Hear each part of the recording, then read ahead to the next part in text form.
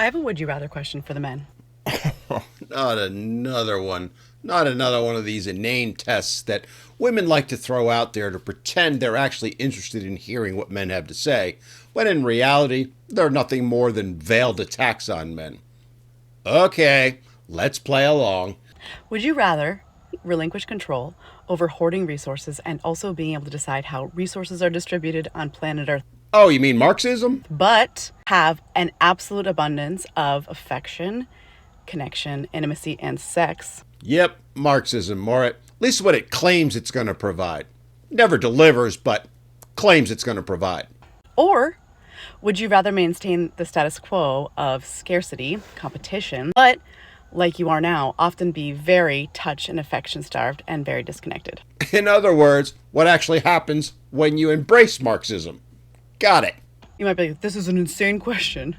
Yeah, because it is, but go on. But it's actually not. I just described matriarchy versus patriarchy.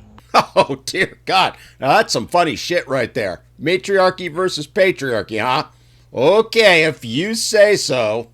The foundational tenet of matriarchy is making sure that everyone's needs are met. No, it's not. The very definition of a matriarchy is a social system in which the positions of dominance and privilege are held by women. That is the textbook definition. Not that the needs of everyone are going to be met. But nice try. There's a much higher level of social cohesion. Matriarchies are much more sexual and affectionate cultures. I know, right? I mean, can you actually believe that they believe this stuff? They truly are in a world of their own. Oh, hi. Well, I beg to differ since we pretty much are living in a matriarchy right now. Oh, you don't want to admit that, but that is the reality. Women control everything, including the narrative. And all I'm going to say is, how's it working out for you? How is society truly doing right now? Well, let's take a look. It's crumbling apart. It's more divisive than ever. Birth rates, marriages, and relationships between men and women are at an all-time low. And women have become so toxic towards men that men want nothing to do with them at all. Forget relationships. They don't even want to be around them in society in general. They're done and walking away. So this great matriarchy you're talking about, I ain't seeing it. I will grant you that there's a lot more sex going on, but that's mostly because you've all convinced yourselves that racking up body counts in the hundreds, if not thousands, through meaningless one-night stands somehow makes you strong and independent. But okay. Our closest genetic relative, the species most like human beings on planet Earth, which is bonobo apes, is a fabulous example of this. Oh, dear God. The reaches they'll go to. Humans are not bonobo apes. Yes, we might share some of the same DNA, but guess what?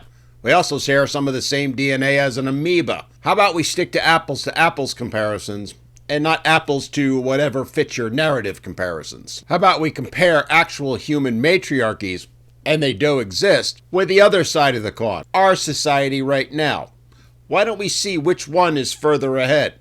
I don't mean to slam those matriarchies, but the difference is telling. But I know that doesn't suit your narrative, which is why you want to stick to other species.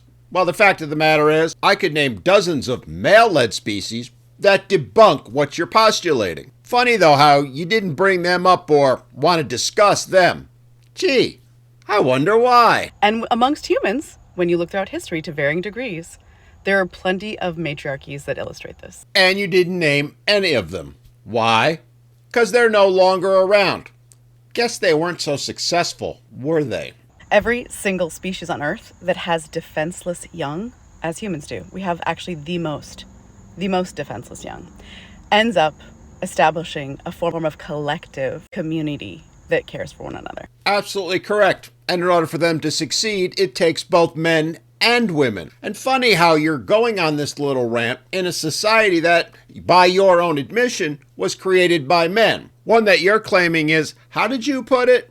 Oh, right. Of scarcity. Hate to break it to you, honey, but if you think things are scarce while you're sitting in a car that costs multiple tens of thousands of dollars, wearing enough makeup to float a battleship because you don't need to spend your money on things that are absolutely crucial to life, like food and water, because relatively speaking, they're cheap, easy to get, and plentiful. And oh yeah, largely provided to you by men. Men who sacrifice their lives, their health, their very being to ensure that you have those items. Men who you give no credit to and clearly don't appreciate. Isn't to say that in matriarchies men never have power or decision making, but it's only men who have demonstrated that they have the values of the culture and that they do not hoard resources or break social fabric. Yeah, that's what Lenin and Marx told the masses was going to be the case also. How'd that work out?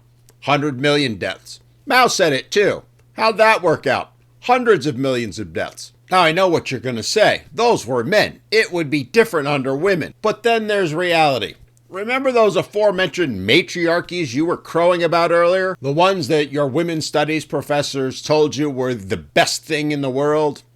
Yeah, they kind of left out a few things. So might I suggest you do some actual research on your own and see how life was for the average person in those so-called perfect matriarchies. It wasn't the kumbaya world you think it is. In fact, it was really no different, and in most cases, it was actually worse than cultures you would call patriarchies. Anyway, which is it? Give up your decision making over resources but have tons of sex, or maintain the status quo? Before I wrap this up, I gotta say this. Clearly, in her mind, the only thing, the one and only thing that women have to offer is sex. She's frankly admitting it, because that's what she's holding out as the carrot for men to adopt the matriarchy. So knowing that, let's do a little cost-benefit analysis, shall we? On the one hand, we can get theoretically lots of sex. At least that's what they're claiming. On the other hand, we get clean water, plenty of food, a roof over our heads, extravagances like electricity and things that electricity runs, like phones, computers, cars, you name it. We get all the good things that women like this take for granted in life. We don't have to worry about whether or not we're going to have food the next day or clean water to drink. So I can get all of that, or I can get some phony promise that I might get more sex. Seems like a no-brainer decision to me. But wait, there's more. Because you see, we do have a matriarchy already. No more obviously so than in the average home, in the average marriage, where women dominate and control everything, and where they make the promise to men that if they marry them, they'll have unlimited access to sex, which every man knows is a lie. It's a false promise. It's nothing more than a way to trap the man into marrying them and providing for them. That's the reality. So when you want to put that question out there, you might be a little bit more careful, because the fact of the matter is, your promise of sex is a hollow one at best. You know it, and we know it. So yeah, we'll stick with the status quo, because in the end, being able to live and survive over a false promise of sex, like I said, it's a no-brainer.